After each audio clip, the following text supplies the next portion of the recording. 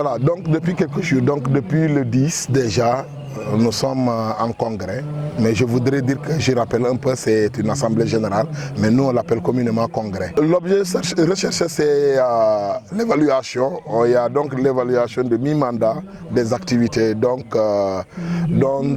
le mouvement nous a assigné.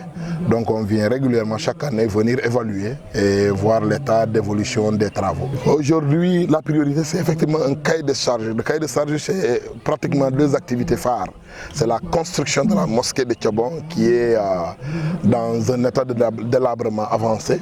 C'est effectivement le forage qui heureusement, fort heureusement, nous avions eu un parent de Thionkessil qui s'appelle Abdoul Ben Sambou, un inspecteur de classe exceptionnelle des impôts qui est venu soulager les populations de Thiobon. Donc aujourd'hui nous avons un forage qui effectivement bon à mal en marche. Aujourd'hui tout ce qui est donc comme papier pour la mosquée, les papiers sont fin prêts.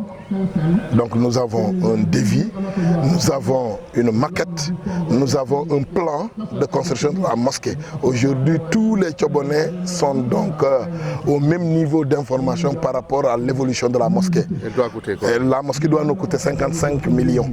On marque 55 millions 500 et quelques mille, donc voire 56 millions si j'arrondis, si je fais l'arrondi automatique. Non, nous comptons sur nos maigres moyens de cotisation. Donc le village n'a pas concrètement ces moyens pour le faire. C'est pourquoi nous interpellons tout le monde, surtout les grands donateurs de ces pays, que le village de Thiobon qui se situe dans la commune de Kakiak est dans un besoin de construction de mosquée et que la mosquée, son budget estimatif est à 55 millions, nous comptons beaucoup. Et c'est le lieu pour demander au président de la République du Sénégal que Thiobon en a besoin d'un soutien de taille pour construire sa mosquée. Oui, les priorités sont partout et Thiobon à tous les niveaux. Aujourd'hui, si vous le constatez dans le village déjà, oui, nous saluons au passage la Sénélec qui est en train de nous rénover un peu les poteaux lampes. Parce que la zone, c'est une zone pluvieuse. Donc les poteaux, très souvent les termites, surtout les poteaux en bois, les termites les attaquent régulièrement et que Thiobon est toujours dans un danger permanent d'électricité. C'est pourquoi nous avions demandé au directeur de la Sénélec de nous venir en aide. Il nous a amené des poteaux, voilà, donc des poteaux qui aujourd'hui sont visibles.